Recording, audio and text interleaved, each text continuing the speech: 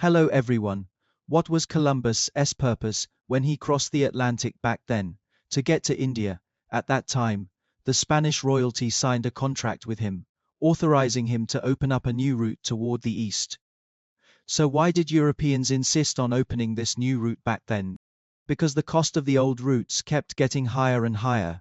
Goods shipped from India first had to pay exorbitant toll fees collected by the Ottoman Empire, plus Venetian merchants would flip it over once more, pocketing a huge profit. By the time they hit European markets, prices jumped up dozens of times. Who could stand that? Right. So opening a new route was absolutely necessary. Especially back then, there was something India had that Europeans couldn't live without. That's pepper. Because during the Roman Empire era, this spice from India was already extremely popular in Europe. You see, in 3rd century AD Roman recipes, most dishes included it as an ingredient.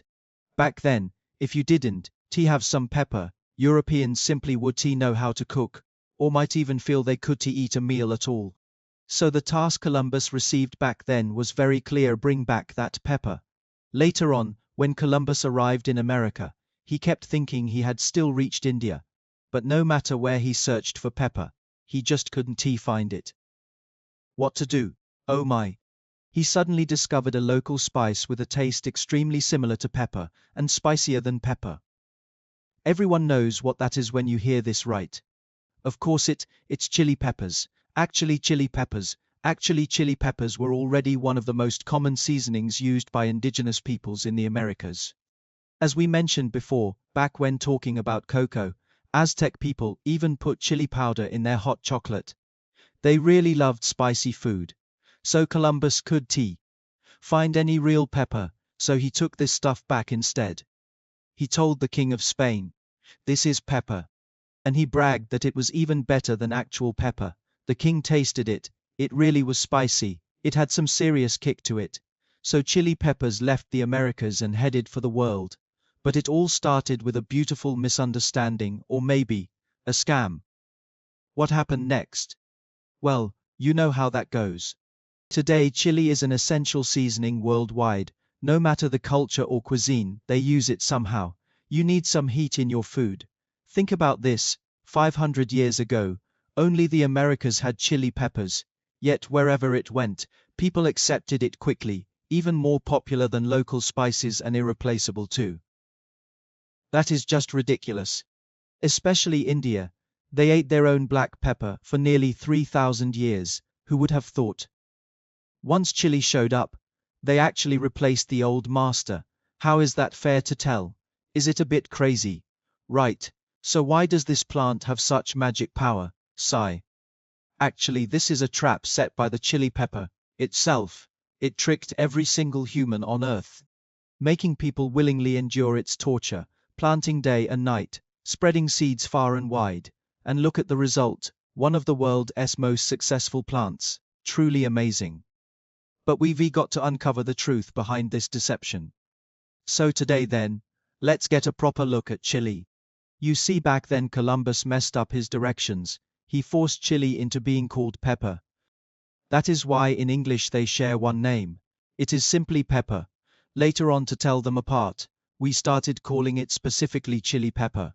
But there is a common misunderstanding here. Many think chili refers to Chile. They assume the origin was in Chile. That is why they actually know the truth. The real home of chili lies with Peru and Bolivia regions. Nothing to do with Chile at all. So where does chili come from then? That is an ancient name used by the Aztecs, because domestication happened right there on Mexican soil, over 6,000 years ago. From that time humans began growing and eating it in bulk, so kept using that old title. Also the word for pepper in its Chinese name. It was borrowed from Sichuan peppercorn, because that spice is native to China, and before black pepper or chili arrived. In our Chinese world of spicy aromatics, there is a saying called the 3 spices. Which 3? Jiao, ginger, and that, well, basically these ones. Everyone knows the first one. Ginger is fresh ginger, but when they say jiao, it refers to Sichuan peppercorn. So whether later arrivals like black pepper or chili came in, both borrowed that character, jiao, from the original Sichuan variety. Of course, speaking of Sichuan peppercorns, brings up some interesting topics too. There are plenty more stories, we'll save those for a dedicated member-only segment. So what happened? Next, chili peppers likely arrived in China by the late Ming dynasty. Some say Portuguese or Spanish traders brought them across the seas. Others claim they traveled via the Silk Road from the west. Either is possible. Take one Shi year 19, which is 1591. An encyclopedia titled Zunsheng Bajian actually mentions chili peppers there. Back then, it was called fanjiao. The book described this foreign plant, white flowers, red fruits, looking just like a bald nose. The taste was spicy, the color vibrant, truly beautiful. That is its wonder. Finally, they categorized it under strange flowers and herbs. So from here we can see clearly. When chili first arrived, Ming people didn't plan to stir, fry it with pork strips or try replacing pepper's status. Back then they mainly treated it as an ornamental plant, a flower seed grown for display. But when did people actually start eating it? Around the Kangxi era of the Qing dynasty, at that time, a botanical work was published. It was titled Teguangquan Fengpu, Inside Plants. Plants were sorted by use. Turns out chili peppers landed in the vegetable chapter. They regrouped right with vegetables. Later during Yongzheng's reign, another text first put chilies under seasonings, grouped them with Sichuan pepper and black pepper. From then on, chili spread across China like wildfire. It got more popular every day. In the end, no cuisine is complete without it. It became an essential seasoning we can't live without. Just like many places around the world. So, why does chili conquer diners everywhere? Why do people with different tastes all love it? Well, to understand that, we start with the taste of spicy. When talking about food flavors, there is a common saying, the 5 flavors, usually listed as sour, sweet, bitter, spicy, and salty. But actually, even though it is 5 flavors, the classification needs changing. We should swap spicy for umami, sour, sweet, bitter, salty, and umami. That is the true foundation of taste. So here is the question. Why doesn't spicy count as a real flavor? What makes it so special? Actually, you can tell easily. Everyone has felt this firsthand. Take a lollipop. It is sweet. You have to put it in your mouth to taste it. Touching won't work at all. But chili heat is different. Anyone who has cut a pepper knows that burning sensation gets on your hands too. And if you accidentally rub it into your eyes, that makes things even worse. You can feel that heat without eating it at all. This isn't like lollipop sweetness or any other flavor. So why does this happen? Because your body senses spiciness through a completely different channel. Think about real tastes: sour, sweet, bitter, salty, umami. Your taste buds in the mouth identify all of these. You have to put them on your tongue to actually taste them. But spiciness is special. It is detected by a receptor called TRPV1. When capsaicin from the chili binds with this receptor, you feel the burn. And here is the kicker. This TRPV1 isn't just in your mouth. It is everywhere, including skin, nose, eyes, and the digestive tract. Wherever there are nerve endings, it exists. So if you rub chili on any part of your body, you'll feel it. Swallowing it makes things burn too. That is exactly why spiciness is a physical sensation, not just taste. Actually, different parts react to heat very differently. Take skin for example. There is at least a layer of keratin blocking the surface. When capsaicin meets receptors there, it isn't as direct, so you don't feel much heat. But places like your mouth or eyes, or if there are cuts on your skin, without that protection, capsaicin hits hard. People often describe this feeling as burning pain. That is exactly what it is. Now to wrap up this point, some viewers might be wondering, where does this burning sensation actually come from? Well, it ties back to that TRPV1 receptor we mentioned earlier. See, receptors in the TRP family are built into our bodies specifically to detect temperature. Take a sip of hot water, anything over 43 degrees, and your TRPV1 activates. It tells the brain, this water is getting warm. If you go past 52 degrees, then TRPV2 kicks in too. It says, "Whoa, this is really hot. Sip slowly so you don't get burned." Basically, it gives you pain to warn you away from heat sources. That is exactly what they do.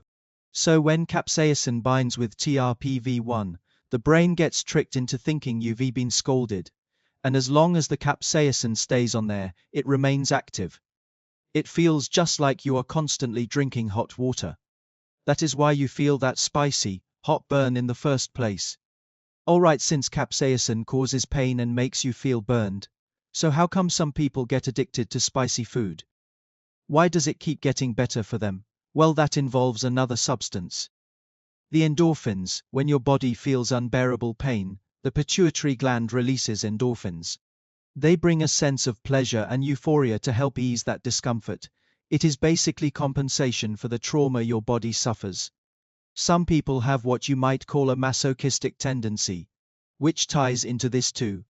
And then, as we said before, the capsaicin tricked the brain, makes your brain think you've been burned. So naturally, the pituitary gland releases endorphins to make you feel good. But actually, no real harm was done. Right. That means this thrill. You tricked it with capsaicin. Sure, there is a burn. There is pain, but experience tells you, it is fine. That is why you boldly use chili peppers to steal that joy. Pain mixed with pleasure. This is the winning mechanism behind spice addiction for many people, and the true reason chilies have conquered the world. So some like spicy food, of course others can handle it, right? Which means we need to talk about how to cool down the heat. As mentioned earlier, you feel that burn because capsaicin binds to TRPV1 receptors. The way to beat it? Naturally, find a plan to wash that capsaicin away. At this moment, many people's first reaction is drink water, wanting to rinse the spice out with water. But friends who've tried will say, actually drinking water doesn't do much. Maybe ice water feels better at first, but that just relies on cold temperature to temporarily shut down those TRPV1 receptors for a moment. Once you swallow it though, the burn is back, because capsaicin is still there. Water can wash it off. And another thing. Many people think chilled drinks like soda work. Well, they feel refreshing and cool the heat. This part is true, because besides that cooling effect mentioned earlier, take drinks like soda or cola. They contain plenty of sugar as well. Once your taste buds catch that sweet flavor, it sends signals to the brain. These signals temporarily lower how sensitive you are to spicy ones. That counts as one reason why. Then there's another factor. With these fizzy drinks, they create physical stimulation in your mouth and on your tongue too. Like that refreshing burst when bubbles pop. That sensation also distracts your brain from feeling the heat, so it is definitely better than just water. But honestly, this only treats the symptom, not the root cause. The capsaicin remains untouched because you haven't removed it yet. So how do we actually get rid of that capsaicin? You need to understand its personality. First, capsaicin molecules are classified as non-polar compounds. They prefer solvents with a matching trait. Non-polar ones too. Take water, for instance. Water is polar, so naturally it can dissolve the capsaicin. So what counts as non-polar? First up, oily molecules. Oils are non-polar, which means capsaicin has a slight affinity for oil. But here's the problem. You don't want to stop eating spicy food and just chug cooking oil instead. That would be way too greasy. Maybe swallowing some fatty meat works okay, but many people don't even like that kind of fat anyway. That makes things tricky. So compared to all that, a more practical method might be something many already know. Drink milk, and full-fat milk is best. First, as we said before, the fat inside can dissolve the capsaicin. Second, milk contains casein. This casein is also lipophilic. It can bind to and trap the capsaicin too. Basically, milk has two ways to pull that heat away. So drinking milk is actually how you get rid of the root cause. If you want a complete cure for both symptoms and root cause, combine what we just talked about, ideally cold, sweet, with milk and oil. a scoop of ice cream sounds pretty good, right? And besides that, aside from a burning mouth, sometimes you might also need to solve the hand burn problem. If money isn't an issue, washing your hands directly with milk definitely works, but it is kind of wasteful. Actually, there is no such trouble needed either, because as we said before, capsaicin loves oil, so just treat it like grease, dish soap, hand wash or bar soap. Rub for a minute on the hands and that should be enough. For other methods, you can also use alcohol or baijiu, because alcohol has both water-soluble and oil-soluble properties, it dissolves capsaicin. Wipe your hands with alcohol first, then rinse with clean water to relieve the burn. Speaking of this point, I guess some viewers might think, if alcohol dissolves capsaicin, does drinking a mouthful of baijiu help after eating spicy food? That is counter-intuitive, right? Well, here it is. First off, everyone's intuition is wrong. Drinking baijiu when you've eaten spice definitely adds more heat to the burn, absolutely enough for you to handle. Why does this happen? It is because alcohol has a specific trait. It lowers the threshold of TRPV1 receptors, making them more sensitive. Originally activated at 43 degrees after drinking a few rounds, your temperature might shift to 35 degrees. That means your own body heat is enough to activate it. That explains why strong liquor feels so spicy on the tongue. If you lay a capsaicin into that mix at this moment, the power there, let's just say it speaks for itself. So yes, alcohol can dissolve capsaicin, but if you think taking a shot of baijiu will cool down the burn, I'd advise against trying it. Okay, next up, why do chilies get hot in the first place? As a plant, this makes perfect sense. You need defenses to stop animals from eating you. But at the same time, plants also rely on creatures biting into them to help spread their seeds, so that capsaicin is actually filtering visitors. Only those suitable for seed dispersal are allowed to eat it. How exactly does this filter work? Well, we have to bring up the TRPV1 receptor here, and not all animals possess one. Mammals do, birds don't. Birds simply cannot feel the heat of chilies at all, meaning the pepper doesn't want mammals eating them. It's a special provision for birds only. Why is that? Because mammals have molars that crush those tiny seeds, which makes seed dispersal very difficult. But birds are fine, they swallow everything whole, so germination rates stay high and safe. That might be exactly why chilies burn in the first place. And beyond just filtering animals, some other research points to a different angle. Inhibiting fungi. Researchers noticed something interesting about wild ones. Where rainfall is higher, where dampness favors mold growth, those peppers seem spicier there too. Plus, capsaicin has actually been proven to inhibit fungal activity. So this leads to a theory. Maybe that is exactly how it works. But here is something worth noting. While chilies aim to protect their seeds, the heat is concentrated inside them. It lives mostly on the placenta and those vertical white veins. Those are where the real burn comes from. So if you want milder peppers, tossing out just the seeds won't cut it. You need to remove all that white pith as well. Just a quick tip for anyone cooking with them. Of course, chilies have been cultivated since over 6,000 years ago, so there are many varieties now. Some burn hot, others don't at all. And here is where they differ from most crops. Usually, humans tame one species and breed countless versions of it. But with peppers, we know for sure that 5 distinct species have been tamed and farmed by hand. In terms of classification, they fall under the Eudicots, Solanaceae family, capsicum genus. They related to the big three: tomatoes, potatoes, eggplants, but not super close relatives. Their evolutionary paths split about 19 million years ago, distant cousins, at best, and the genus itself, over 30 species exist today.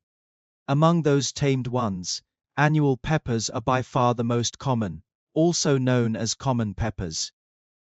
Think of the most familiar ones: long chilies, Hangzhou peppers, bird's eye chilies, including non-spicy bell peppers. These are all variations of annual peppers. Then there is another type you've likely seen, called bush chili, also known as millet pepper or chicken beak pepper. Its conical shape resembles a beak, and it is especially famous for being incredibly spicy. But when we talk about heat, there's one chili that hits the ceiling. It's called yellow lantern chili, or simply Chinese chili. However, this scientific name, and the label Chinese chili, is actually a misunderstanding. When Europeans named it originally, they made an error. They thought it originated in China. In reality, all peppers are native to the Americas. So just how spicy is this yellow lantern chili? It is said that most of the spiciest varieties, certified by Guinness World Records, were tested using it as a benchmark. It is overwhelming, spicier than any other chili. So next, let's talk about the absolute spiciest peppers in the world. But how do we quantify just how spicy a pepper is? Well, there is an index called the Scoville, invented in 1912 by American chemist Wilbur B. Scoville, measured in units of Shu. The testing method involves diluting a sample with sugar water for people to taste. If it's still spicy, add more sugar water until you can no longer detect any heat at all. At this point, the ratio of diluted sugar water to the original sample. That's the Scoville scale. Using it to quantify heat sounds pretty casual, right? Eventually, new tech took over, called high-performance liquid chromatography. It uses direct chromatographic analysis to measure capsaicin content in samples. But people have used the Scoville scale for years and are accustomed to it. So results still go into a formula and get converted back into Scoville units. Here's how that looks now. Take an example like bell peppers. Eat them raw. They aren't spicy at all. No sugar water dilution needed, their value is 0. What about regular chili peppers? Usually in the thousands range. Under 10,000. Things like bird's eye chilies or small millet varieties can reach 30 to 50,000. Concentrated extracts hit between 2 million and 4.5 million. That is something we often encounter, roughly at this level of heat. But someone always pushes for the limit, right? So many varieties were bred specifically to boost spiciness. Like back in 2007, Guinness World Records certified an Indian chili called Ghost Pepper as a record holder. The heat reached 1.04 million. 3 years later though, in 2010, it was surpassed by another pepper, the Naga Viper, heat level at 1.38 million. 1 year after that came the Trinidad Scorpion Butch Tea with a heat of 1.46 million. Basically they kept breaking world records. And then starting from 2012, there's one person we have to mention, Ed Curry. He started breeding peppers back in the 80s. That's over 30 years of work now. By 2001, wait, some texts say 2012, he released a variety called the Carolina Reaper pepper. The final certified heat level hit 1.57 million, shattering the previous world record held by the Scorpion pepper. But according to Curry himself, there's something even hotter in his collection, though we won't show that just yet. Then later, come 2017, a breeder named Mike Smith finally broke Curry's record. His variety is called Dragon's Breath, claiming a heat level of 2.48 million. So while Dragon's Breath never got official certification, Curry couldn't sit still on his laurels. He finally pulled out the secret weapon from the bottom of the box, known as the X pepper. Just how hot is it? It claims 3.18 million. That's 700,000 hotter than Dragon's Breath, which feels insane. But in 2023, Guinness gave it a certified value of 2.69 million, even though it didn't break that mythical 3 million mark. The X pepper still smashed through to raise the world record significantly. It stands today as the hottest pepper on Earth.